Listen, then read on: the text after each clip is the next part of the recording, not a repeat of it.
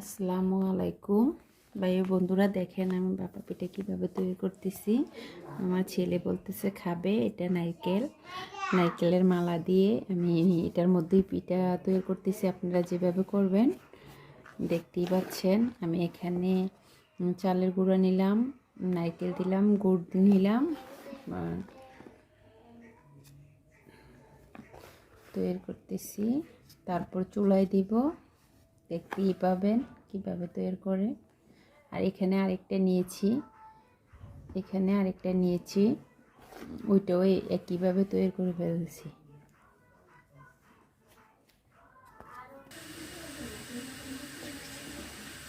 দেখেন কিভাবে আমি নারকেলের মালা দিয়ে পিঠা তৈরি করতেছি।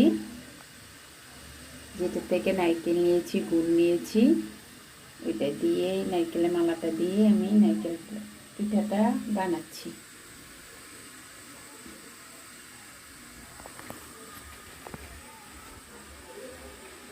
দেখেন নারকেলের মালাটা। অবশ্যই আপনারা সবাই কম বেশ জানেন পিঠা কীভাবে তৈরি করে, ভাপা পিঠা। আমি ওরকমভাবে করতেছি, একটু ডিফারেন্স শুধু নারকেলের মালা দিয়ে হয়তো বা কেউ এখনও তৈরি করেননি, আমি আজকে করে দেখালাম। দেখেন 2 মিনিট ওয়েট করার পর আমার পিঠা অলরেডি হয়ে গেছে, দেখতেই পাচ্ছেন। আমি এখন নামাবো একটা চামচের সাহায্যে।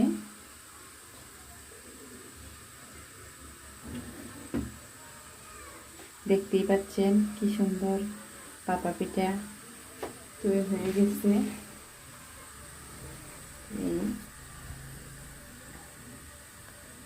সুন্দর সুন্দর ভাপা পিঠা। এই দেখেন আমি মালাটা দিয়ে পিঠা বানাইছি, অনেক সুন্দর পিঠা হয়েছে, দেখাবো আপনাদেরকে। এখন দেখেন এটার সাহায্যে আমি চারকোনা পিঠা তৈরি করব।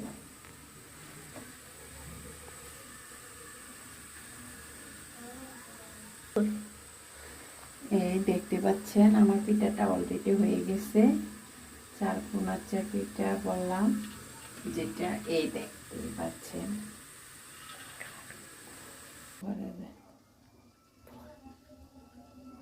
দেখতেই পাচ্ছেন আমি কিরকম সিস্টেমের ডেক নিয়েছি। আপনারা সেম এরকম বা অন্যরকম হলেও হবে, ভাপা পিঠা অনেকভাবেই বানানো যায়। দেখেন ফাইনালি আমার পিঠা বানানো শেষ। এই যে দেখতেই পাচ্ছেন কি সুন্দর ভাপা পিঠা, শীতকালের কান্না খেতে মন চায়। শীতের পিঠা, খেজুরের গুড় আর নারকেল, খেজুরের রস হইলে আরও ভালো হতো। অবশ্যই আমার ভিডিওটা ভালো লাগলে লাইক এবং সাবস্ক্রাইব করবেন, বেশি বেশি শেয়ার করবেন।